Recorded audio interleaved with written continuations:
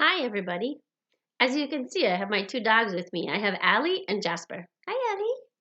Allie is a Chihuahua, and Jasper's a rat terrier. Let's hope they don't see a deer and start barking during my reading. But the reason I have them with me today is I'm going to read a story about a dog. It's called Ribsy by Beverly Cleary. This is one of the stories I first read when I was a kid, and I was so excited about reading the whole book that I put a red ribbon around it because it was the first chapter book I ever read. So, Ribsy by Beverly Cleary.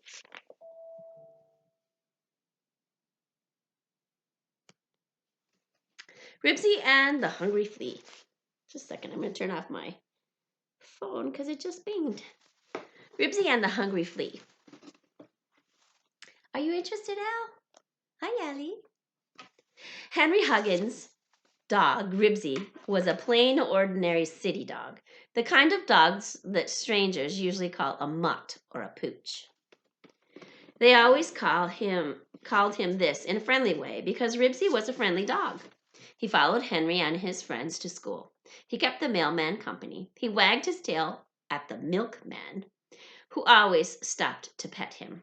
People liked Ribsy, and Ribsy liked people. Oh, people liked Ribsy, and Ribsy liked people.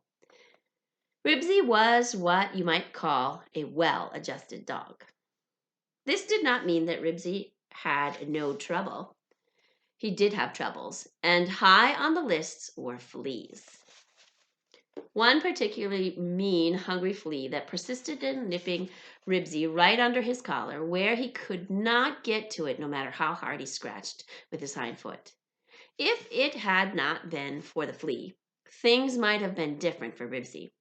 Ribsy's trouble began one Saturday morning in October when he was sitting out in front of the Huggins square white house in Click-Clack Street, keeping an eye on a brand new station wagon to make sure the family did not drive away without him. The Huggins had owned the new green station wagon almost a week, and not once had Ribsy been allowed to ride in it. "We're going to keep this car clean," vowed Mr. Huggins. No more muddy paw prints on the seats. No more smudgy nose prints on the windows. Ribsy knew the Huggins were getting ready to go someplace because he could hear Mrs. Huggins tapping around in her high heels, a sure sign that she was about to leave the house. He had also sensed an air of hurry that morning. Henry had dumped half a can of Wolfsy's dog food on Ribsy's dish without stopping to scratch him behind the ears. Nosy the cat had been fed and hurriedly shoved outdoors, and the Huggins had not lingered at the breakfast table. All this meant the family was going someplace. And this time, Ribsy did not intend to be left behind. While Ribsy kept an eye on the station wagon, he amused himself with his soggy old tennis ball, wet from the last night's rain, which he dropped at the top of the driveway and caught as it rolled down to the bottom. Then he sat down, and with great jingling of his license tag, scratched. He dug in with his toenails of his left hind foot, starting under his chin and gradually twisting his head until he was scratching the back of his neck. Then he switched to his hind foot and scratched the other half of his neck. All this scratching did no good because his collar got in the way of his toenails. He still itched. The mean, hungry flea knew exactly the spot that Ribsy could not reach. Henry came out of the house wearing his raincoat and helmet. He stopped to pat Ribsy on the head. Then he scratched his dog behind the ear at the point where the hair becomes soft and silky. "Want to play catch?" he asked, picking up the ball and throwing it across the lawn. Ribsy caught the ball on the first bounce and dropped it at Henry's feet before he had to sit down and scratch again. That flea was driving him crazy. Henry's friend Beezus, whose real name was Beatrice, and her little sister Ramona came running down the street. "Can you go to the park?" Beezus asked Henry. Mother said we have to get out of the house a while before it starts to rain again." "Nope," said Henry, picking up his tennis ball. "We're going down to the shopping center to buy some paint and new jeans and a bunch of stuff." Beezus held out her hand. "Shake hands," she said. Ribsy agreeably held out his hands. Left paw and allowed the girls to shake it. Isn't he ever going to learn to use his right hand? I mean, right paw, said Beezus. There are left-handed people. Why shouldn't there be left-pawed dogs? This seemed reasonable to Henry. Here's a picture of Ramona. No, excuse me, Beezus and Ribsy. Ramona ran to Ribsy, dropped to her knees even though the ground was wet, and threw her arms around his neck good and tight. Ribsy knew what to do about a small girl like Ramona. Patience was the answer. Just stand still long enough and she would go away. It sometimes took quite a bit of patience to get rid of Ramona. She pressed her face against his and said, "Don't I look cute? Daddy ought to get a picture of this." "Oh, Ramona," said Beezus crossly, "Daddy can't take a picture of everything you do. Come on, stop choking Ribsy. Let's go to the park." Patience had worked. Ribsy was free of Ramona. "So long," said Henry to Beezus, as his mother and father came out of the house and climbed into the front seat of the station wagon. Henry threw the ball down the street and started to climb in after them. This time, Ribsy did not chase the ball, which he knew was perfectly safe lying in the gutter. No one ever bothered his soggy old ball, no matter where he left it. When Ribsy was about a few feet from the station wagon, the mean, hungry flea gave him an extra hard nip. Ribsy could not stand it. He had to sit down for a quick scratch. "Henry, don't let that dog in the car," said Mrs. Huggins. Henry hopped in and slammed the door. "Sorry, old boy," he said to his dog, who had finished scratching and was wagging his tail. The car started, and Ribsy was left behind. Ribsy was not a dog to give up easily, though. He could be almost as persistent as his flea, and now he started running down the street as fast as he could after the family's new car. This had happened before with the old car, when he knew that by running as fast as he could to catch up at the first stop sign. He managed to stay close enough to get thoroughly drenched with muddy water when the car drove through a puddle. As he expected, he made it to the stop sign, where he stood panting and looking hopeful as he could get into the car. Henry pushed the button that lowered the window. "Ribsy, go home," he collared. Ribsy answered with a short, sharp bark. "Ruff!" That meant, "No, I don't want to go home." When the car started up, he continued his chase. Water splattered as the tires sucked at the pavement. He caught up at the second stop sign 3 blocks away. "Woof!" said Ribsy, his tail wagging. For a middle-aged dog, Ribsy could run pretty fast. "Ribsy, go home," said Henry, speaking less sharply this time. "Don't pay any attention to him," said Mrs. Huggins. "Just ignore him, and he'll go home when he gets tired." "That dog can run 20 miles an hour," said Mr. Huggins, who had been clocking Ribsy with the speedometer of the car. As the car started, Ribsy gathered all his strength, and even though he was getting tired and the flea was chewing under his collar, he managed to catch up at the 3rd stop sign. "Don't even look at him," said Mrs. Huggins. "Just pretend he isn't there." "Aw, Mom," protested Henry. "He's getting tired. He's panting. He can't even bark." "Good," said Mrs. Huggins, who was usually a kind woman. "Now maybe he'll go home. He's not going to ride in our clean new car." Mr. Huggins went on, and so did Ribsy, his tongue flapping like a flag and his feet scissoring back and forth as fast as he could make them go. Henry's worried face watched him from the tailgate of the station wagon.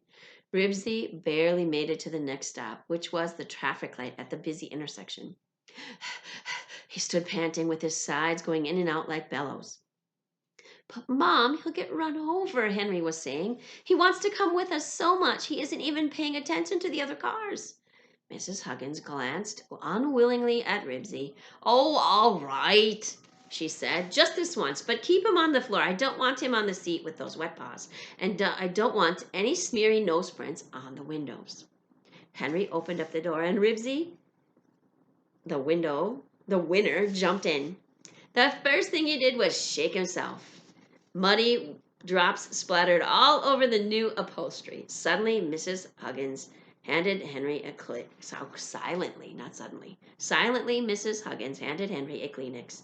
And without a word, he wiped the splatters. Until Ribsy caught his breath, he was satisfied to stay on the floor, even though he did not like the strong smell of the new car. As soon as he was breathing normally, he tried to climb onto the seat where the smell was not so strong and where he could ride with his nose out the window and smell more things faster. No, Ribsy, said Henry, shoving his dog off the seat. Down, boy. And so Ribsy was forced to ride on the floor of the station wagon.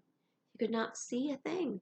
And the new car smell and the mixture of new rubber and plastic floor matting and lubricating oil was strong. Ribsy did not like it. He preferred the odors of wet earth, fallen leaves, and cats, food cooking, and boys, particularly his own, Henry Huggins. However, Ribsy was a dog who was always trying to make the best of things, and this was a good chance to scratch again. He began under his chin with his left hind foot and finished with the other side with his right foot. No matter how hard he scratched, no matter how hard he jingled his license tag, he could not reach the bites under his collar. Henry Huggins was the kind of boy who understood. Here, let me help, he said, and removed his collar. Ribsy enjoyed a good hard scratch, this time one that really did some good. When he had finished, he laid his chin on Henry's knee. He was filled with love and gratitude for Henry's kindness. He loved Henry more than anyone in the world. Henry understood. He rubbed Ribsy behind the ears. Good old Ribsy, he said affectionately. Did you think I wanted to leave you behind?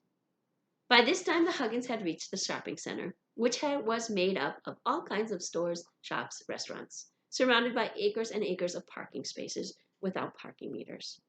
People came from miles around to shop here because they did not have to worry about finding a parking space, and they could shop as long as they wished without having to remember the time to rush to put another nickel in the meter. You stay here, Ribsy, said Henry, as he carefully opened two windows a few inches at the top so Ribsy could have plenty of air while he was locked in the car. It took Henry longer than usual to adjust the windows, which worked automatically and were fun to play with. Just push a button and zip, they went up.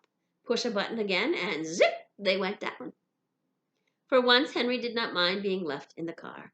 As soon as the Huggins had disappeared in the acres of parking spaces on the way to the store, he jumped up on one of the seats, blissfully scratching his collar-free neck.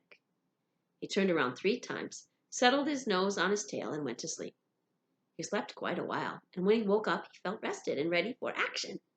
Unfortunately, there was not much opportunity for action locked in a station wagon, and Ribsy had to content himself by pressing his damp nose against the clean windows while he watched people walk across the parking lot. Sometimes they spoke to him. Hi there, Pooch, or hello, Mutt, a person would say, and Ribsy would answer with a short ruff, a short bark, a wag of his tail, to show that he was a sociable dog who would rather be out running instead of being shut up in a smelly new car. Ribsy tolerated his imprisonment until a little Pomeranian happened to come along at the end of a leash. It was a silly little dog that took one look at Ribsy and began yapping. Something about that little dog annoyed Ribsy. He barked good and loud and let it know that he was bigger and stronger and did not care to be yapped at. He was not always as friendly as with dogs as he was with people. The Pomeranian knew that Ribsy could not get away with that, and he was safe. Ooh, this is a long chapter. I was just checking to see how long it is. That's okay. I'll keep reading. The Pomeranian knew that Ribsy could not get out, and he was safe. He yapped harder and a way that quite plainly said, "Ha ha, you can't catch me." Come along, Fluffy, said the lady on the other end of the Pomeranian leash. I won't let that bad dog hurt you. The little dog was having such a good time barking at the bigger dog, who could not get at him, that he stood his ground and yapped even harder. Yap, yap, yap, yappy, yap, yap, yap, yap, yap. This infuriated Ribsy. Infuriated mean made him mad. He clawed at the glass and poked his nose out the opening at the top of and barked back. No dog that size could talk to him like that and get away with it. Come on, Fluffy. The lady pulled at the leash. Fluffy did not want to go, and so the owner was forced to pick him up and carry him on. The little dog looked over the mistress's shoulder and went right back to yapping at Ribsy as he was carried off down the lane between two rows of parked cars.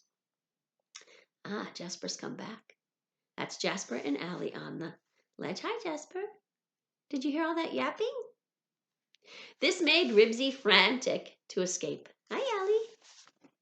Barking wildly, he scratched his paw against the door of the station wagon. In doing so, he hit the little button that controlled the automatic window.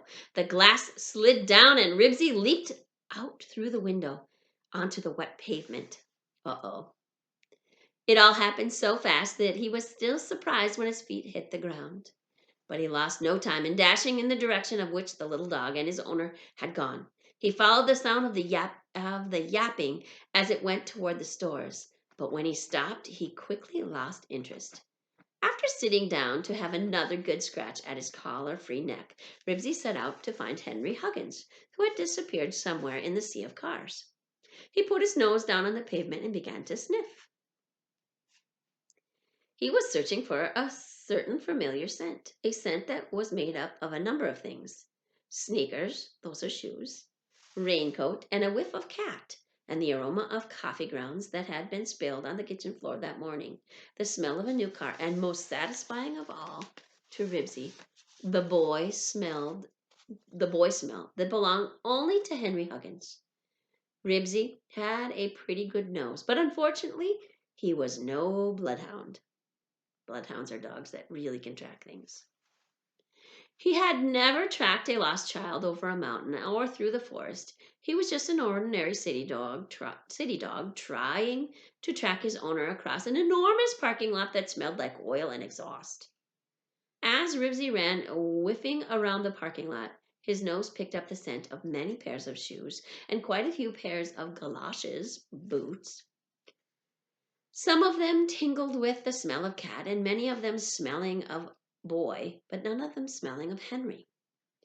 When he had worked his way to the stores and shops, he found all sorts of interesting smells that were not on the ground. There was popcorn and new shoe leather and hamburgers frying. Ribsy took great interest in the hamburgers and sat for quite a while at the door of the coffee shop till someone suggested that he go. The pet shop was interesting too because one of the windows was full of puppies. Tumbling about on shredded newspaper, Ribsy put his paws on the front of the shop and barked at the puppies, who stopped rolling and barked back with their shrill little voices.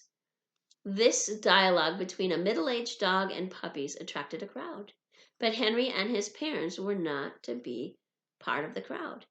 After a while, Henry was tired of barking at the puppies, who were silly young things, and wandered on, exploring and looking for Henry. When he thought of it, rain was falling hard now, and Ribsy was dry. Ribsy was dry because there were roofs over the sidewalks of the shopping center. I had to stop because if rain's falling hard, how could Ribsy be dry? The harder the rain fell, the faster people hurried toward their car. A feeling of uneasiness came over Ribsy. He was looking for someone, and it was time he was found. Down went his nose to the pavement. He whiffed his way along into the rain, searching in earnest along the black asphalt, painted with diagonal white lines that marked the parking space. Ribsy ran every which way, trying to pick up the familiar scents. Cars honked at him.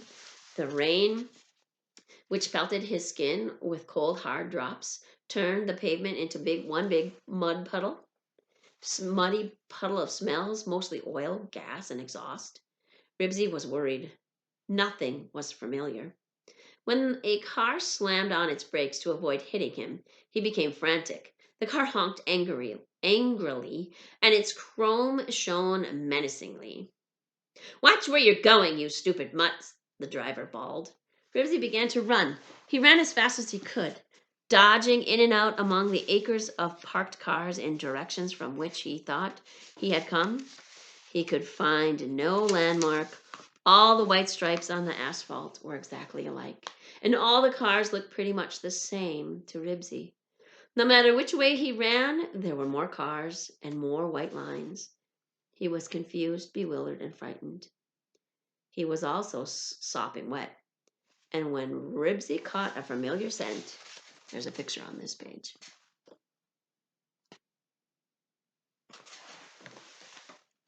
What do you think, Allie? Are you wondering where Jasper is? Hey, Jasper, are you having a nap? Good boy. Good girl. Let's see. And then Ribsy caught a familiar scent. Even in the rain, it was clear and unmistakable. It was the smell of a new car.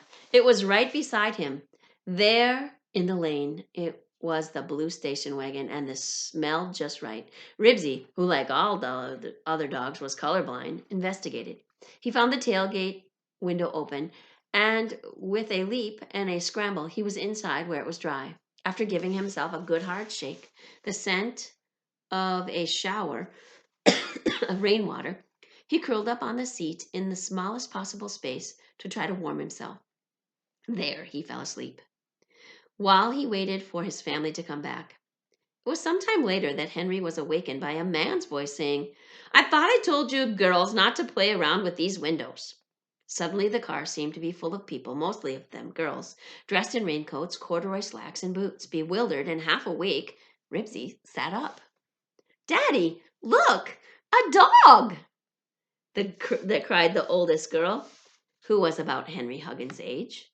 "Well, where did you come from?" asked the father, addressing Ribsy. "I thought I smelled something peculiar," said the mother. "It was wet dog." "Can we keep him?" asked the second oldest girl, whose raincoat had been mended with adhesive tape. "Of course not," said the mother. "Open the door and let him out." A chorus of protests arose from the children. "Please, let us keep him." "Well, he looks well fed. He obviously belongs to someone." "But he isn't wearing a collar." "Oh, that's right. Henry took the collar off to scratch where the flea was biting him." "Oh, no." "But he isn't wearing a collar," the oldest girl pointed out. "Zippy, open up the door and let him out. Zibby, open the door." Ribsy realized that something had gone wrong somehow, but he was reluctant to leave the familiar smell. "Give him a shove," said the father. Zibby shoved Ribsy, but she shoved gently. Oh, she doesn't want him to go, does she? Ribsy hopped out into the rain, and the door was slammed behind him. He stood shivering and looked hopeful at the car, as if somehow expecting this family to turn into the Huggins family. The people in the car stared back. Ribsy started to walk away, stopped, and looked back. It was also puzzling. The car smelled right, but the people were wrong. "He's lost," said Zibby. "He's lost and he's cold, Daddy. We can't just leave him there." A chorus of agreements arose from the rest of the children. "We can't just leave him alone."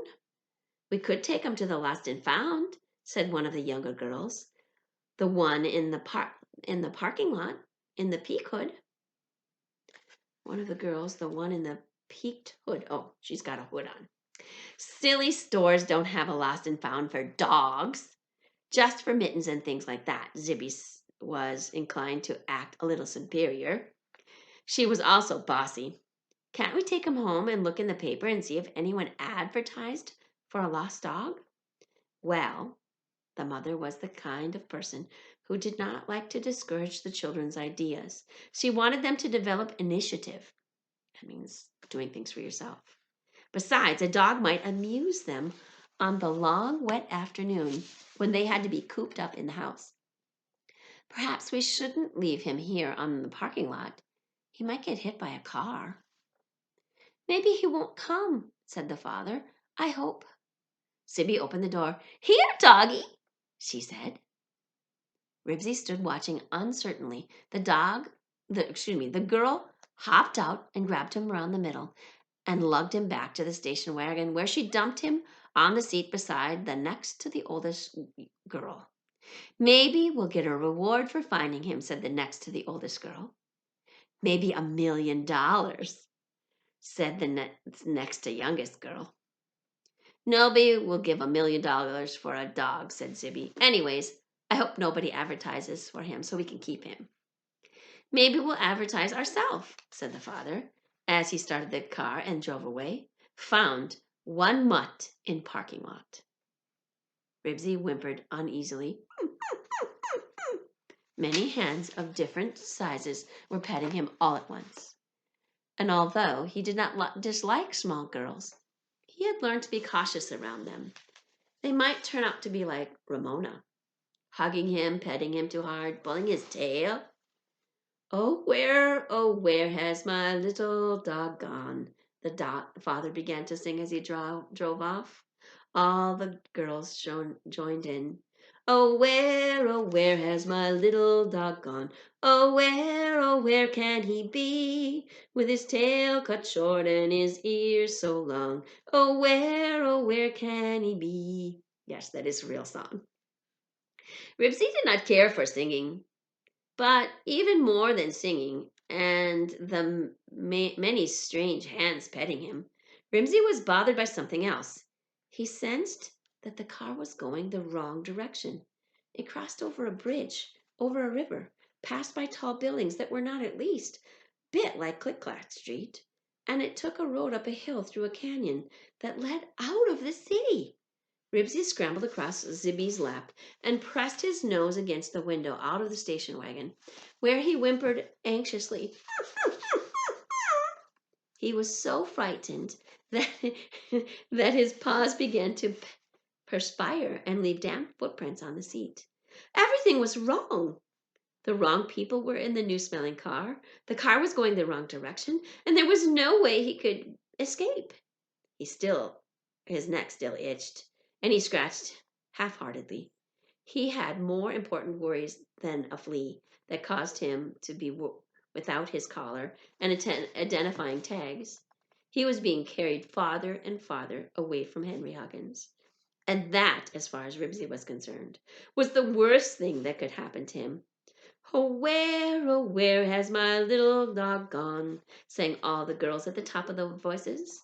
Oh, where can he be? He's right here with us, Zibby sang happily. Well, that was chapter 1. Come back for Ribsy, chapter 2. Hope you're doing well. That's all for now. Right, Allie? Right, Jasper? Hi, Jasper. Hi, Allie. Are you coming up? Hello, my Jasper boy. Take care, everyone.